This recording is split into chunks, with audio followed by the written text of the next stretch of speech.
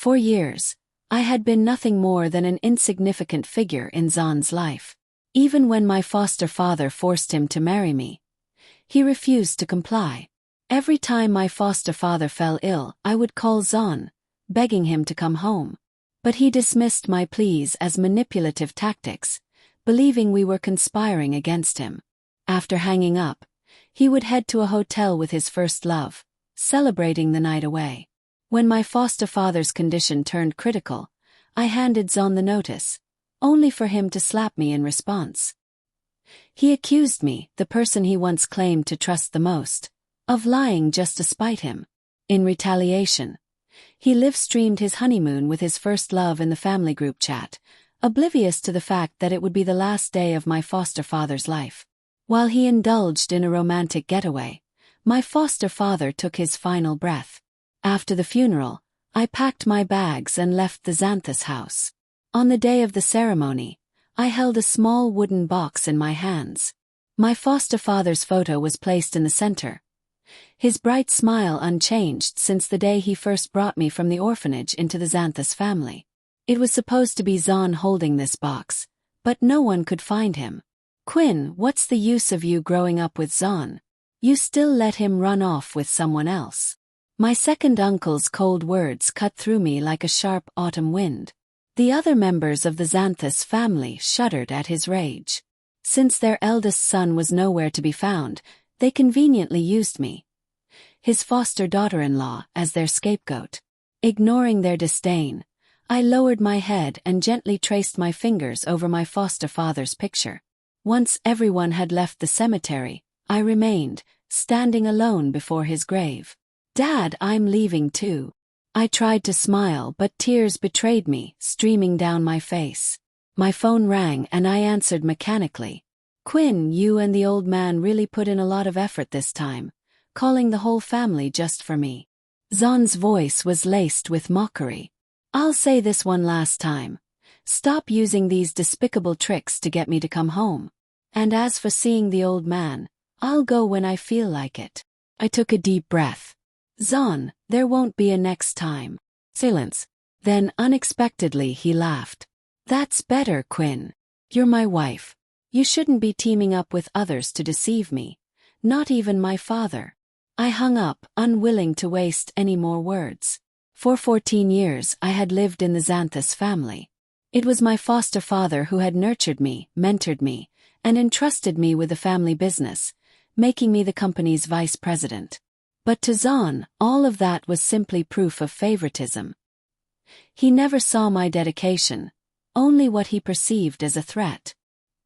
He had once called me nothing more than the Zanthus family's lapdog, but without me, he wouldn't have had the freedom to disappear whenever he wanted. Without me, the family would have constantly been on his back. Back at the Zanthus house, a courier delivered a package. Inside, I found a set of jade ornaments and a letter in my foster father's handwriting. Quinn, happy birthday. Tears welled in my eyes. Every year, he was the only one who remembered the day he brought me into the family, calling it my birthday. He had promised to give me a real coming-of-age gift once I officially joined the family's management, and I never expected him to actually prepare it. Dad! I whispered, clutching the gift as sobs racked my body. For so many years, I had seen him as my own father. My only regret was wasting so much time on Zan instead of cherishing more moments with him. As night fell, I gathered my belongings and left the Zanthus house. Without my foster father, I had no reason to stay. Later that evening my phone rang again. Quinn, you know I brought Rhea back today. Are you trying to make things difficult for me? Zan's voice was filled with irritation. You didn't even make dinner or pour me a cup of tea. You're my wife. How can you act like this? Are you trying to embarrass me? Before I could respond, his temper flared. I'm being nice by talking to you like this. Come back home now. I had tolerated his arrogance and cruelty for too long. I interrupted him calmly. Zan, I'm not your maid. Silence.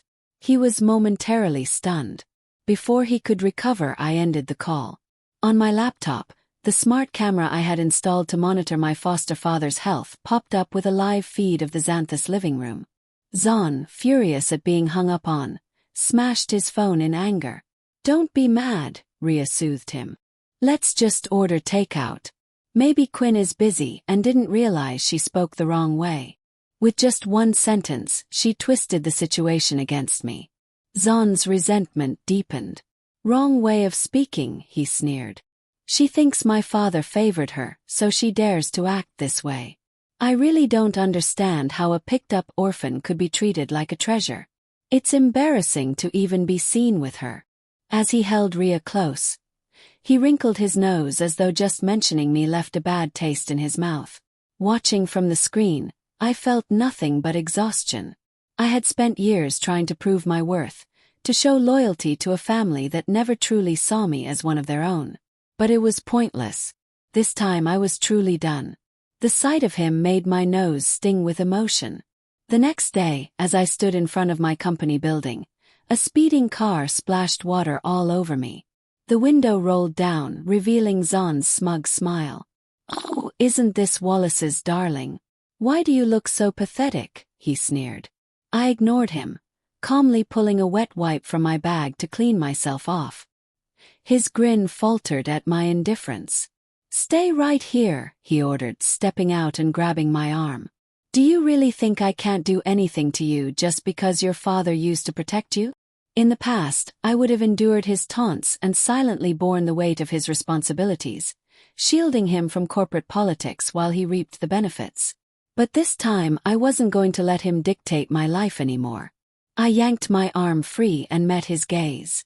"Zahn, Dad has always protected you, yet you're the one who disappointed him the most." His expression flickered with uncertainty. "Quinn, don't be difficult. I'm offering you a way back. You're my wife no matter what I do outside. Stop acting out and behave like Mrs. Zanthus." I glanced at Rhea standing behind him and gestured to my soaked clothes. "Quite the grand gesture, Mr. Zanthus." He was momentarily stunned by my sarcasm, watching as I walked away. When he found his voice, he shouted after me, "If you leave now, don't ever come back. I won't have a wife like you anymore." I didn't stop. I had already prepared the divorce papers. This life, where I was treated worse than a mistress, was finally coming to an end. Rhea grabbed his arm, feigning guilt. "It's all my fault. If I hadn't been here, Sister Quinn wouldn't be so upset." He brushed her off, his expression darkening. "She's been with me for 14 years, yet she still doesn't know who's in charge. A stray dog that won't obey isn't worth keeping." Hearing those words, I felt nothing but a deep chill. 4 years of marriage, and that's all I was to him, a dog he couldn't train. He glared at my retreating figure and shouted, "We'll see how you explain this to my father when he finds out you abandoned your duties." Later that day, he posted a social media update. "A beautiful day out with my lovely lady." Attached was a photo of him and Rhea kissing in a sports car, champagne glasses in hand. Not long after, a message from Rhea's burner account arrived. "Quinn, if I were you, I'd be too ashamed to keep clinging to the title of Mrs. Zanthus." She had sent me messages like this countless times. Felt nothing. Instead, I stood before my foster father's grave, holding a white chrysanthemum. "Dad, I'm leaving," I whispered. "Everything in the Zanthus house belongs to Zahn now." I remained there until the sun dipped below the horizon. As I made my way to my car, a figure blocked my path. It was Zahn, with a private investigator beside him. "Who was she with this afternoon?" Zahn demanded. The detective looked puzzled. "Who?" Annoyed, Zahn flicked his cigarette to the ground. "Quinn. Who was she with behind my back?" The detective hesitated before answering. "Ms. Quinn went to the cemetery." I frowned. He had actually hired someone to follow me. Zahn's expression darkened as he grabbed my wrist, dragging me back up the hill to my foster father's grave. He trembled, his eyes turning red. "Quinn, what is this?" "This is Dad's grave," I said quietly. "While you were off with Rhea, he passed away. Because of you." He stared at me in disbelief. "No, that's impossible. You and Dad must be lying to me again." As if realizing something, He suddenly seized my hand and rushed back to the Zanthus house. Once inside, his eyes darted around my foster father's empty room. He pointed at the tea table. Where are Dad's teacups? He drank tea every day. And his walnuts. He always played with them. Where are they? I watched him as he frantically searched for traces of the man he had ignored for so long. When reality finally sank in, he collapsed into my foster father's armchair, his body trembling. How could this be? Quinn, you deceived me, didn't you? You and Dad just wanted to trick me. I gently placed my foster father's final gift to me beside him. We never lied. Dad was sick. He just wanted to see you one last time. But you refused to listen. Instead, you flaunted your relationship with Ria in front of the whole family. Zahn clutched his head, curling up on the floor in anguish. I sighed, turned and walked away. But to my surprise, he wasn't ready to let go. He returned to the company, unwilling to accept the consequences of his actions. Ria stood behind Zanthus, her voice laced with anticipation. Zanthus, when are we going on our outing? Zanthus barely glanced at her, his expression dark as he flipped through the documents on his desk. I haven't been to the company for over 2 months. I need to catch up on work. Ria leaned closer, feigning concern as she studied his face. Sister Quinn is so capable. She can handle everything on her own. If you let her continue like this for a few more years, you could even hand the company over to her with complete confidence. His face darkened instantly. My father has always favored her, he muttered before storming out of his office and heading straight for mine. Without hesitation, he announced, Quinn, you're no longer the vice president of the company starting today. I barely registered his words, my hands trembling as I clutched the 2 medicine bottles I had just received. The labels didn't match my foster father's prescribed medication. They were just ordinary vitamins. My heart pounded. No wonder he had suddenly fallen ill and was hospitalized. Only 2 people had access to his medicine, Zanthus and me. Quinn, did you hear what I said? Xanthus's arrogant tone snapped me out of my thoughts.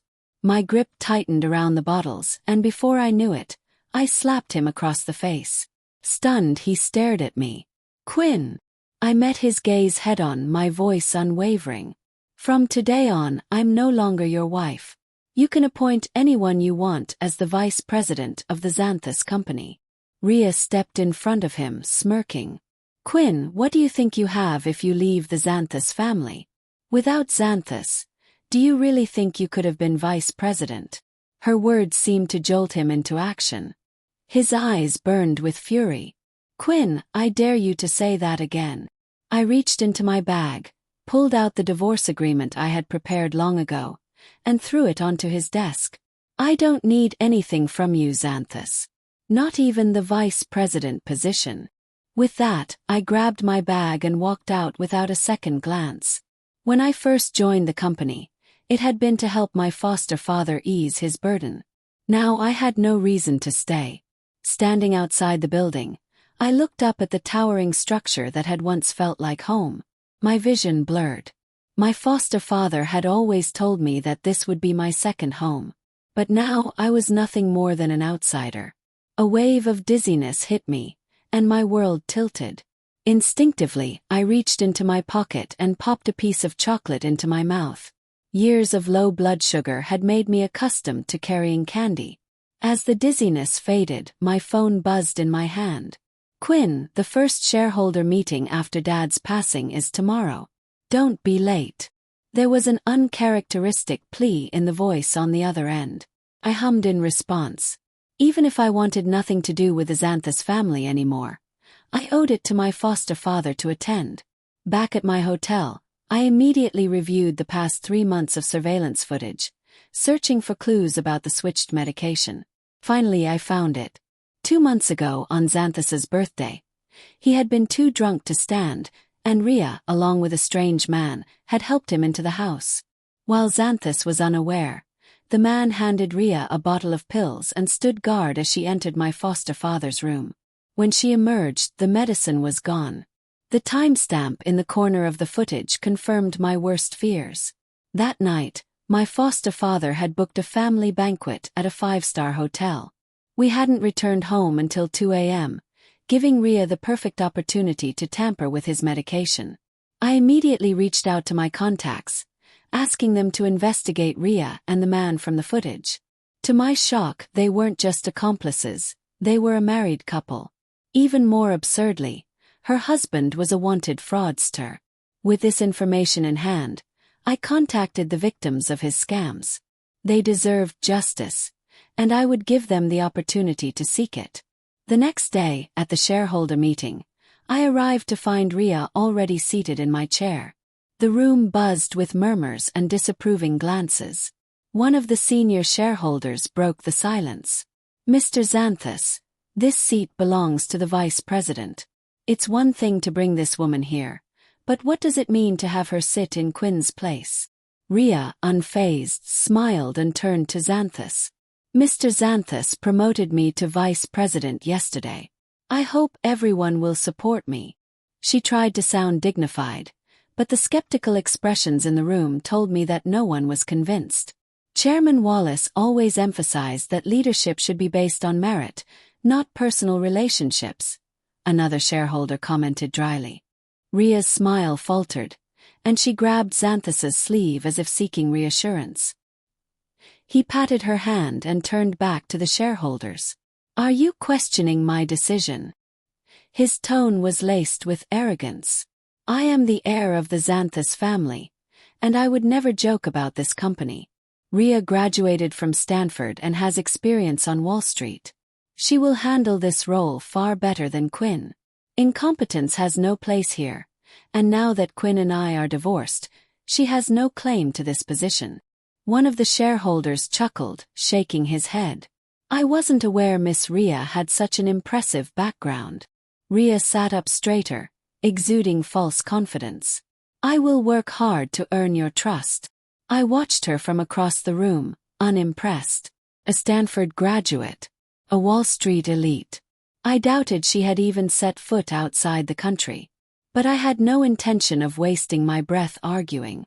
The truth would reveal itself soon enough. I sat quietly in a corner, ignoring the commotion around me. Zanthus, noticing my indifference, deliberately wrapped an arm around Ria's waist, flaunting their intimacy. I closed my eyes, pretending not to see anything. He was undoubtedly frustrated. This young master was accustomed to making others uncomfortable, never the other way around. A new voice interrupted the meeting. "You didn't even notify me about the shareholders' meeting after Chairman Wallace passed away?" The room fell silent as Zanthus' expression darkened. The speaker was V, the youngest son of the influential Vaughn family, the company's largest shareholders. Even my foster father had always shown them great respect. V turned to me with an elegant yet mischievous smile. "Beauty, may I sit next to you?" I offered a slight smile. "Please." He pulled out a chair and casually glanced at Ria. "Mr. Zanthus certainly has an eye for beauty." Zanthus frowned, not understanding the remark but choosing to ignore it. Just as he was about to start the meeting, V stopped him. "I'm not here for the meeting. I'm here to seek justice for my sister." A murmur spread through the room. Zanthus' gaze hardened. "What do you mean?" V pointed at Ria, his smile vanishing. "Your woman here owes my sister an explanation." Zanthus turned to Ria, his brows furrowed. "What is he talking about?" Ria's face paled.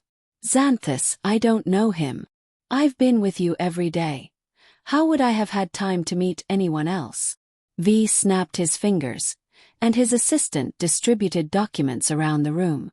"She may not have met me, but her husband cheated my sister out of everything, driving her to depression." Zanthus' face turned ashen as he grabbed a document and read through it. "Ria!" His furious shout made her flinch. Ria snatched the papers from him, her hands trembling as she read. He sneered. "This woman isn't the overseas-educated Wall Street professional she claims to be. She and her husband are con artists. 5 years ago, Her husband posed as the son of a high-ranking official to deceive my sister. When the truth came out, he disappeared, taking millions from my family. My sister confronted Ria, only to be pushed down the stairs. She's been in a coma ever since. A heavy silence filled the room. The sound of Zanthus' clenched fists cracking was the only noise. No, Zanthus, please listen to me. Ria pleaded desperately, trying to approach him. But he shoved her away with a look of pure disgust. Get away from me. The shareholders seized the opportunity to criticize him. Mr. Zanthus, how could you appoint such a person as vice president? Are you worthy of Chairman Wallace's legacy? Your personal life is a disaster, and now you're dragging the company down with you. What qualifies you to lead the Zanthus family business? Zanthus slammed a cup against the table, the sharp crash momentarily silencing the room. My personal affairs have nothing to do with the company. Ria will never set foot here again. I'll handle this. He pulled out his phone. Security. Take her outside and wait for the police. Ria collapsed to her knees, clutching at his leg. Zanthus, please. If you call the police, I'm finished. Unmoved, Zanthus signaled the guards. Mr. V, you and your family may deal with her as you see fit. I will not interfere. V raised an amused brow. Not involved. How generous. Zanthus gritted his teeth, barely restraining his fury. She committed a crime. She must face the consequences. We're done. V turned to me. You didn't tell him about Chairman Wallace yet. A sudden panic flashed across Zanthus' face. He grabbed my wrist, pulling me away from V. Quinn is my wife, and I'd appreciate some respect. If this is about money, I'll settle everything on behalf of the Zanthus family. V scoffed, his voice laced with mockery. Zanthus, do you think everyone is as shallow as you? Ria switched your father's medication. That's why he fell ill. And instead of seeking justice, you were too busy parading around with her. Zanthus staggered back, his body rigid. What did you say? V gestured toward me. Your adopted sister did more for your father than you ever did. If I were Chairman Wallace, I'd be so furious I'd rise from the grave. Zanthus' eyes met mine, wide with disbelief. I took out my phone and played the surveillance footage. He watched, his hands trembling, his expression shifting from denial to horror. His steps faltered as he backed away. Impossible. Suddenly, he turned on Ria, storming toward her. Why did you hurt my father?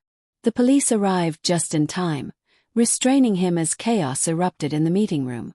I stepped forward, handing the evidence to the officers. It was over. The meeting room buzzed with tension as shareholders fired questions at Zanthus one after another. Mr. Zanthus, if this scandal spreads, the company's stock will plummet. What are you planning to do? You even let Chairman Wallace die. How can we trust you to lead the Zanthus Corporation? This company doesn't belong to you alone. We demand a new chairman. I knew this moment would come. Zanthus had to face the consequences of his actions, and I had no intention of standing by his side any longer. Slowly, I stepped away from the chaos, distancing myself from the heated accusations. Only when I reached the sunlit hallway did I feel a faint warmth return to my body. I glanced down at the jade bracelet on my wrist, and a wave of sorrow I had been suppressing for days finally overwhelmed me. Tears streamed down my face as I whispered, Dad, I'm alone again. Where do I go from here? A familiar voice interrupted my thoughts. The Vaughn family owes you a favor for this. Quickly wiping my tears, I turned to face V and forced a small smile. I've already left the Zanthus family. I doubt we'll meet again. He shrugged, offering a cryptic smile. Maybe not. Before I could process his words, my assistant called, informing me about the details of my foster father's will. It turned out that he had left me shares in another company. To my surprise, the current general manager of that company was V. Reading the document, I felt an unfamiliar warmth settle in my heart. Uncle Wallace said Zanthus made you suffer too much. If you want, you can join VQ anytime. Uncle Wallace would have supported you, V offered. He stepped closer, handing me a tissue. Don't cry. Uncle Wallace truly saw you as his own daughter. You're not alone anymore.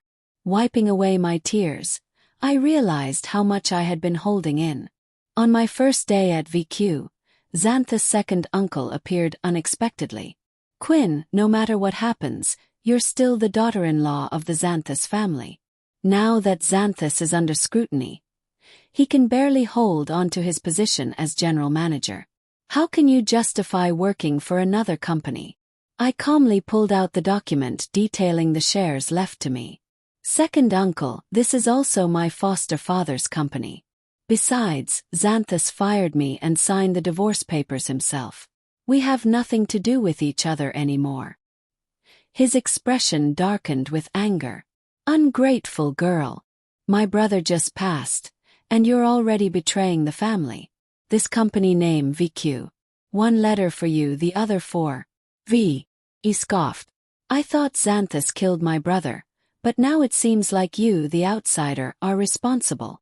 Before V could retaliate, I grabbed his sleeve. Second uncle, I met Mr. V only at the shareholders' meeting. Please don't make baseless accusations.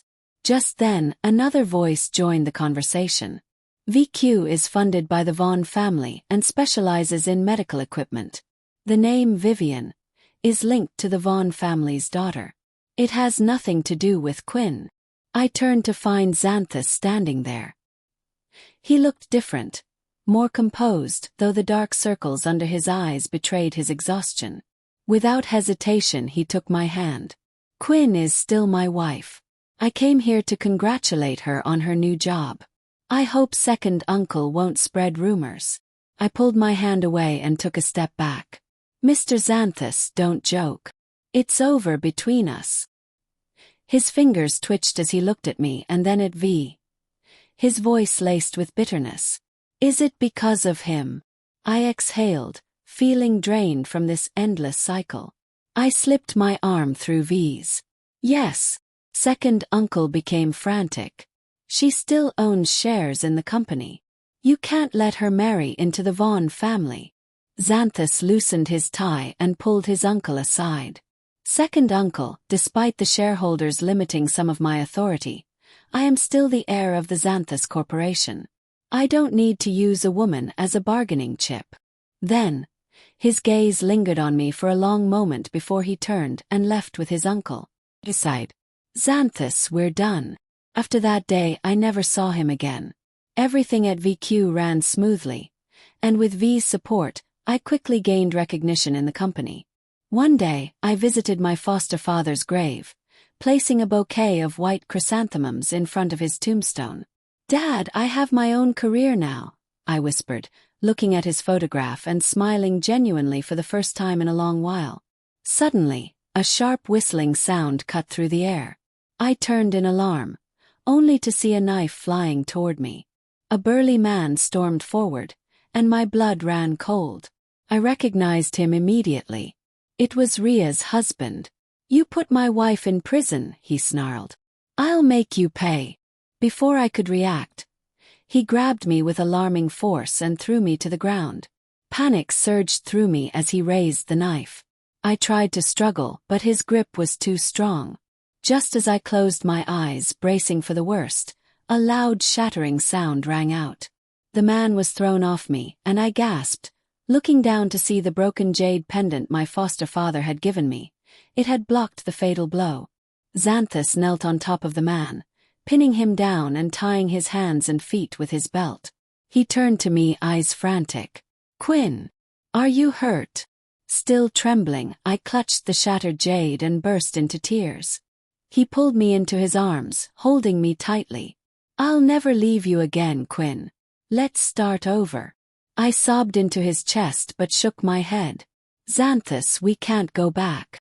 For the first time, I saw a tear slip down his cheek. He didn't argue. Instead, he walked me back home in silence. Just before I stepped inside, he stopped me. Quinn. I turned to face him. He smiled just like the first time we met. Be happy, okay? Before I could respond, he disappeared into the streets. My chest ached, knowing this was truly goodbye. As I stood there, V appeared, blocking my view. He's gone now. He sniffled. I know.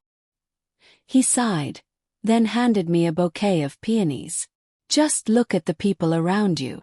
I looked at him in surprise, noticing his ears turning red. Even his neck was slowly flushing. A smile tugged at my lips. Taking the flowers, I turned to head inside. I'll see how you do. If you like this story, hit the like button and subscribe for more stories like these only at StoryTimes.